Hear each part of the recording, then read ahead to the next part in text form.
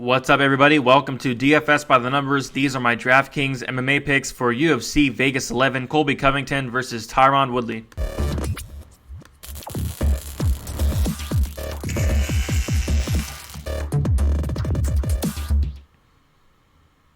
What's up, guys? Welcome back to another Draftkings MMA picks video. This time we are breaking down UFC Vegas 11. We have a lot of fun fights on this card. The main card is absolutely fantastic. We got Niko Price versus Donald Cowboy Cerrone in the co-main event, a fantastic main event as well. Really looking forward to break this down for you guys. Before we get started, if you guys can leave a like, subscribe if you have not yet, would really appreciate that a ton. Working my way up to 7,000 subscribers would be awesome to get that in the near future. If you guys are interested in more content, my fighter stats, my targets, projections, rankings, lineup percentages, all that, my article that comes out on Friday, the link will be in the description below. And I did add a all sports tier if you guys are interested in sports like NFL, NASCAR, PGA, all that good stuff. With that said, we are going to get into the DraftKings breakdown here, kind of go fighter by fighter, and talk about the fights a little bit from a DraftKings perspective. But before we do that, we're going to get into the fight ends inside the distance props. So Meershard Chemiev is minus 350. Fight does not go to decision. It's safe to say this fight is most likely going to end inside the distance. Price and Cerrone. Niko Price, we know he's all his fights pretty much end inside the distance. I think he went to decision maybe one time in his career, something crazy like that. Walker versus Spann, two guys that typically end inside the distance, but we've seen Spann go to decision his last fight. We saw Walker go to decision his last fight, but it's pretty safe to say this one's most likely going to finish. Newsom Costa minus 285. Fight does not go to decision. I think this could even be a little bit wider than that. Costa's someone who is an absolute madman who we'll talk about in a little bit, but he's kill or be killed. I don't think he's been, he's never been to the third round. He's never been to decision, obviously. I think the deepest he went to a fight was like a minute into the second round, so it's safe to say that's a fight that is going to finish in a fight I really do want to target on both sides. And then Laramie Minnick, minus 245. Fight doesn't go to decision. Same thing with Minnick. Kill or be killed fighter. He's either going to get a first round submission or he's going to either get finished or lose a decision. So lots of fights that are most likely going to end inside the distance on this card. It's going to be a fun card, possibly high scoring as well, especially when we have guys like Colby Covington. We have guys like Chemiev that can really score. So we'll start up top with Colby Covington here at 9,300. Obviously is a fantastic play. Just looking at his fight log here, 72 points in a loss, went 5 rounds with Usman, got knocked out in the 5th round there, landed 143 strikes, 170 points against Lawler, 121 against Dazanja, so he's more than capable of scoring DraftKings points. He puts on a phenomenal pace. He has phenomenal cardio. I really like him in this matchup against Woodley, someone who has not been looking all that great, for a couple years now. I do think Woodley is on the decline. I really don't see how Woodley wins this fight outside of a knockout. And I don't know, Colby Covington's very tough. Woodley doesn't really let his hands go that much, and I think that people are getting the misconception that Colby's going to come out here and fight, the game plan he did with Usman and just strike with Woodley for all 25 minutes. I don't see that happening. I think he's going to grind Woodley up against the cage and take him down. We've seen Woodley taken down against Gilbert Burns. We've seen Woodley taken down and controlled by Kamaru Usman. I think Colby Covington's going to implement that same game plan. And on the feet, he's going to land a ton more than Woodley, but Woodley is live for that shot, but outside of a knockout punch, I think Colby Covington gets it done and scores very, very well on DraftKings. Is probably my favorite play overall on DraftKings just because of that upside. He can go out there and get 150 points in a 5-round decision. All right, Tyron Woodley, we got to talk about him, 6,900. If he does get that knockout, it'll most likely be in the first round or two when he's fresh. And if he does get that knockout, he's going to be in the optimal lineup. But I don't know. He hasn't had a knockout since like 2017. It's been a while. He doesn't really let his hands go. He's very, very low volume. If he does not get that knockout, he's going to lose a decision. Or just if he's not going to win a decision. I don't see him winning a decision against Colby Covington here. It would have to be some type of knockout. For that reason, I guess I'm interested in a way in Tyron Woodley. I just don't really see him getting it done. I just really think he's on the decline. I don't really think he has it as much anymore, but he does have that power still. I don't know. It's just tough to see him getting this one done. So I will have some Tyron Woodley, but I will have a ton more Colby Covington in this fight. I like Colby a lot more, but Woodley's live. He's always live with that power. All right, touch on it a little bit. Deron versus Marquez. I don't know. This fight's really tough to call because Deron has like a 20% takedown accuracy, and Marquez is actually a pretty solid wrestler, pretty solid grappler as well. But we got to give the grappling advantage to Deron. It's not even close. I heard an interview with Rando Marcos talking about how she's going to fight smart. She likes to. If an opponent has a strength, she likes to, take that strength away from her opponent. I really liked hearing that from Rando Marcos. So I don't really know this on the feet. If this does stay on the feet, which I have a weird feeling it does, I got to kind of favor Marcos. I think she's the better striker. The output isn't really there to kind of score well. I don't see her finishing Deron as well. So this is probably going to be a fight I stay away from. I feel like a lot of people are going to play Deron because people I've seen on Rando Marcos' record, she's been submitted a couple times, and people are going to gravitate towards that. I find it hard seeing Mackenzie Deron being able to get Marcos down, and for that reason, I'm probably going to stay away from this fight. For the most part, I think Marcos has a decent shot to get it done, but I don't really see her scoring much. And on a 14-fight slate, you're probably going to need some finishes or at least some high volume, and I don't think Rando Marcos has that. This is a fight that's pretty interesting. TJ Laramie. What it comes down to is, can he survive that early storm from Minner? If he survives the early storm, Minner's probably going to gas out, and Laramie's going to probably get a knockout later in the fight. Laramie's a pretty good wrestler, pretty good striker as well. He does have the striking advantage here. On the mat, he's got to be careful when he does go for those takedowns, because Minner's path to victory is some type of submission, most likely from his back. Maybe Minner is able to take him down as well, but if Laramie's able to survive that first round, he's going to most likely get the finish, 9,200. I can see this being a very high-paced fight. Minner is one of those kill or be killed type fighters, very fast paced. He tends to gas out. So Laramie is someone, if you do want to get off that Colby Covington chalk, if you do want to get off that Chemiev chalk, maybe play him in the same lineup. I think Laramie has a decent shot of scoring well. And of course, Minner, he is live for that first round submission, and that's kind of what we like in like a punt DraftKings play. So I will have some Minner, but it's really hard to see him getting it done outside of some type of submission. I mean, it's possible. Don't believe Laramie's ever been submitted. He has pretty good submission defense as well. But if Laramie just fights smart and keeps us on the feet, I think he has like a big, easy path to victory here. But maybe he takes it to the ground. But even then, he needs to be safe, and I think he'll get either a decision win or a late finish. So Laramie's somebody I'm looking at 9,200. Vorak versus Espinoza. I really like this Vorak guy. He's on like a 14-fight win streak. He scored 77 points in his last fight against Silva. I think he wins this fight as well. Going against Espinoza, someone who tends to gas out later in the fights, someone who tends to get submitted. I think he's been like submitted 4 times. And Vorak is pretty solid on the mat as well. If Espinoza takes down Vorak, he's got to be very careful. Vorak has a solid ground game, but I just think Vorak's going to be the fresher fighter going into that third round. I feel like the first and second round could be pretty close. And Espinoza is also not the most durable guy in the world. He's been hurt a ton, and Vorak has some power on him. So I really like Vorak. But I will be playing both sides of this fight, 8,200 matchup. We got to play both sides. I feel like the winner has a decent shot to end up in the optimal lineup with the pace that this fight's probably going to bring. Espinoza is a fine play at 8,000. If he does win, I do think he can score well. He's got 109 points against Mark De La Rosa. Of course, that's Mark De La Rosa, but still impressive nonetheless. 126 significant strikes. So the upside is there for the volume, but I'm going to slightly lean Vorak here, but you can't count out Espinoza. I just feel like Vorak has more paths to victory. Not going to touch on this fight. Clark asked Alpar here. I think Alpar has a decent shot of winning if she can use her wrestling. Maybe it's a solid cash play. I don't see Jessica Rose Clark finishing her, but other than that, not too interested in the fight as a whole. This fight I'm really interested in. Nico Price, 8,500.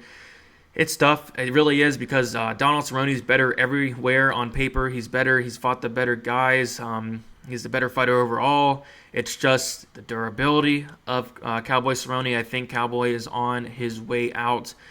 Getting up there in age, getting up there in fight years as well. He's been fighting a ton of fights. It seems like he was fighting every other week at some point. A year ago he was fighting a ton. But we got to take a look at the level of competition, and it's absolutely insane with Cerrone. Anthony Pettis, I actually did think he won that fight. He outlanded Pettis, I believe, or it was really close. I think it was like between like 1 or 2 strikes away from outlanding him.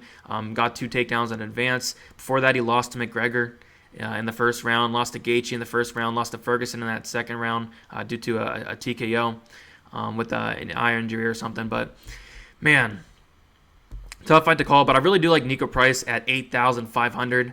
He has that power, and Cowboy is a slow starter in that first round, and that's not going to slide against a guy like Nico Price.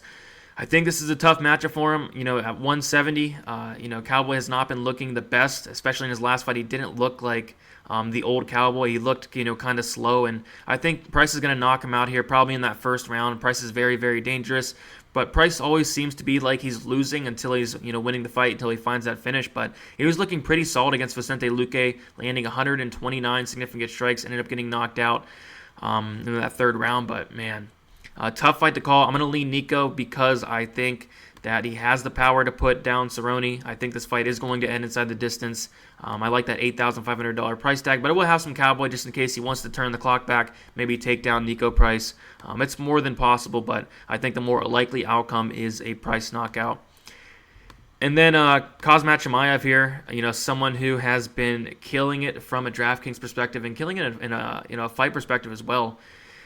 Beat Reese McKee, beat John Phillips, 124 points against McKee, 108 points against Phillips, and I like him again in this fight. A lot of people are, I don't want to say counting out Chimaev, but a lot of people are picking Meershard to win or just saying the line's really off. I disagree. I think this is a pretty good fight for Chimaev, and I'm someone who really likes Meershard. I pick Meershard in a bunch of his fights. I think he's a tough guy. I think his striking is improving, but this is just a bad matchup for him. Outside of some kind of submission off of Meershard's back, I think Chimaev gets it done. Very good ground and pound on the feet. I got to favor Chimaev as well. Very good power. But man, I don't know. Still very unexperienced. He has beat nobody. Maybe Meershard can use that experience to get a submission here. I don't see him knocking out Chimaev. If Chimaev was smart, I guess maybe keep it on the feet. Meershard is probably going to have. He's pretty good at using that range and that length though. Good body kick as well from Meershard, but I see Chimaev getting it done. Meershard's been knocked out more than once here. He got knocked out in 20, 30 seconds against Ian Heinisch, someone who did not have a knockout in the UFC until then. But Meershard, I guess at 6,800 is a decent punt play because of the inexperience of Chimaev. Maybe he's able to go out there and get a submission off his back. Meershard is a black belt in BJJ, I believe. Chimaev is a blue belt, but I'm going to go Chimaev here. I'm going to have a decent amount of them, but I will have a little bit of Meershard just in case. It's Chimaev's one of these, another busted prospect, and we've seen a ton of that lately. So definitely a fight you do want to target though. Same with this one, Johnny Walker versus Ryan Spann. Watching tape on this, I was, before watching tape, I had no clue who I was going to pick. But after tape, I'm going to go Johnny Walker. I think he's the faster fighter. I think he's the more dangerous fighter. He's been knocked out a couple times in his career. So has Spann. I do think someone's going to get finished, but I'm going with the faster starter here. I'm going with someone who is going to most likely go out there, and if he does get a finish, it's going to be first round.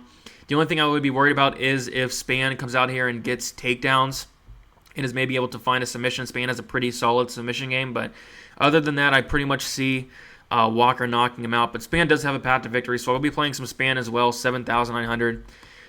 In a fight that is projected to end inside the distance, minus 300, fight doesn't go to decision. You do want both sides of this fight. I do see this finishing here, but my lean is definitely on the Johnny Walker side.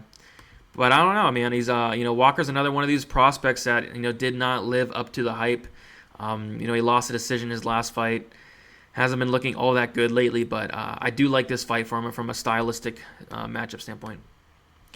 Holland versus Stewart. I'll be honest, I'm not too interested in this fight as a whole. I know a lot of people are going to gravitate towards Holland. He had that fantastic performance last time against Buckley, scored 107 against Hernandez as well.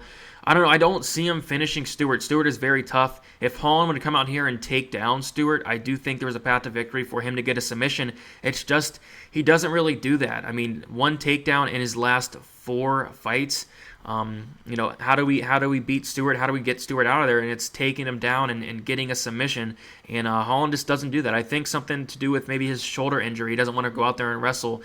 He was even submitted by Brendan Allen as well. I mean, no shame in that, but on the feet, I feel like it could be kind of close. I think the line maybe is a little bit too wide, especially for someone who in Holland who has some of the worst IQ in the UFC. But this should be a fight he wins. He's going to have the length, the reach advantage. He's going to throw the more output outside of Deron, the Dentist Stewart, knocking him out. I do think Holland wins, but I think he wins a decision, and I think he's going to be high owned. So I'm probably not going to go there all that much. I like the other options in the 9K. I like pretty much everybody else in the 9K more than Holland there. So Give me Kevin Holland to win, but not too much on DraftKings. Darren Stewart, 7,100. They call him the dentist for a reason. The problem is Kevin Holland is, extremely, extremely durable. But I don't know, maybe Holland makes a mistake, leaves an opening, messes around in there. I can definitely see it. Holland messes around in a lot of his fights.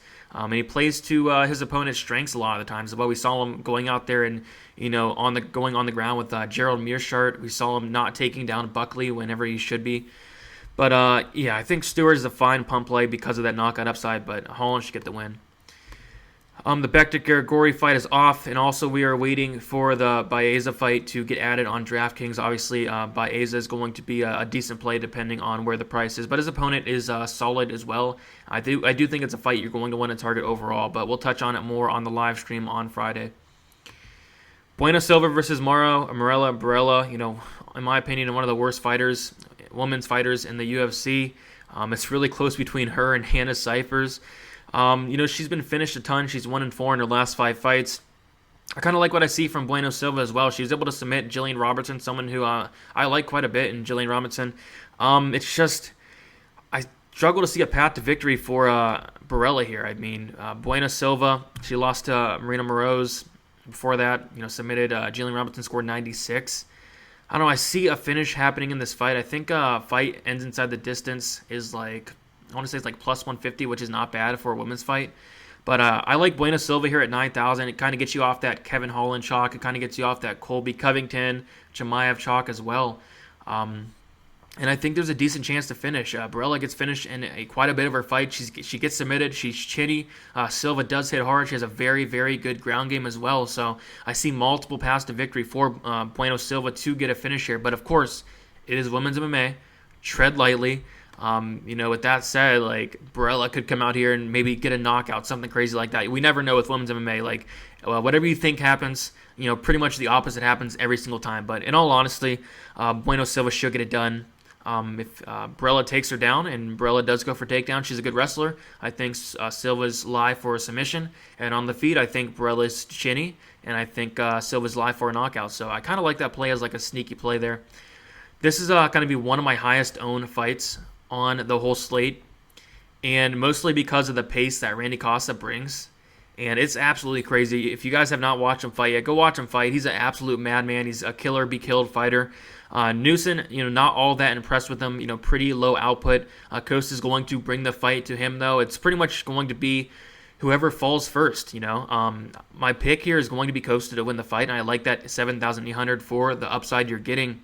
But Newson at 8,400, if he's able to weather that storm and possibly get takedowns as well, I do think he's really live to win. But I'm going to go with the power of Costa. I think he's the more powerful, the more dangerous fighter, going to be throwing the more output, going to be bringing the fight. He has a 5-inch reach advantage as well.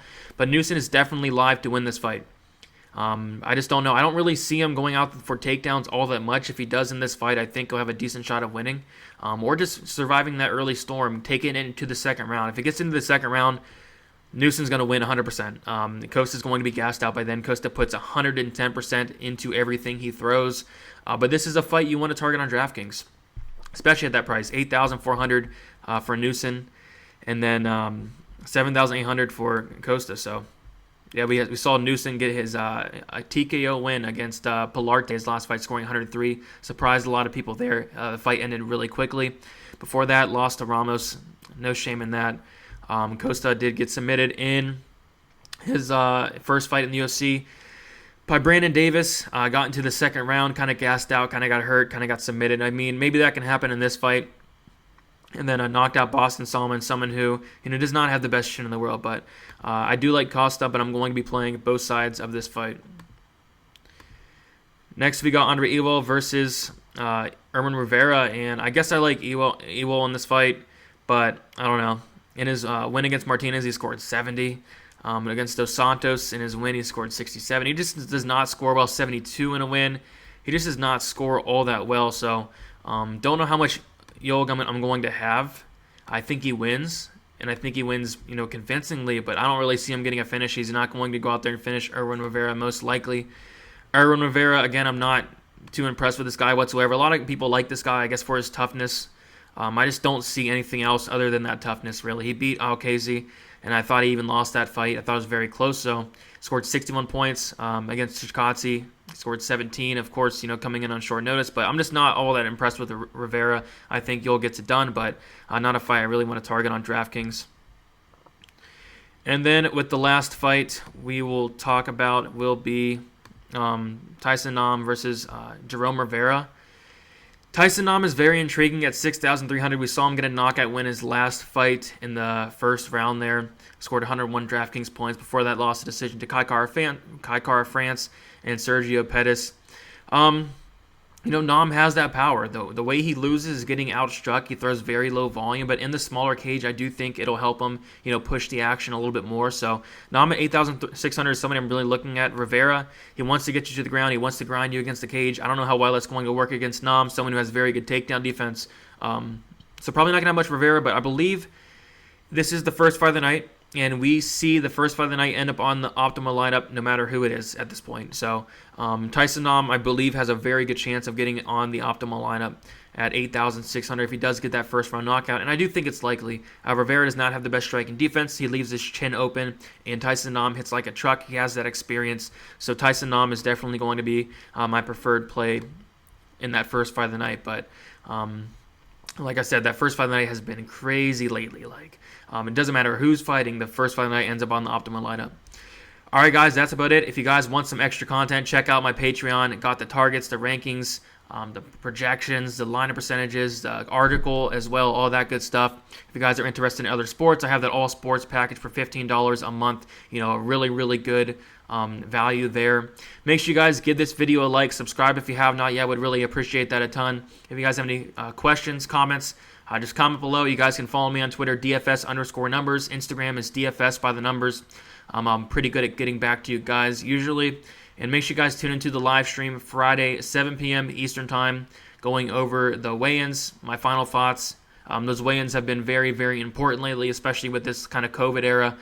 It's kind of, important to see who looks like they've been training or who looks like they just got up off the couch. And we've seen a lot of that lately. So with that said, good luck, guys, this weekend. And talk to you soon.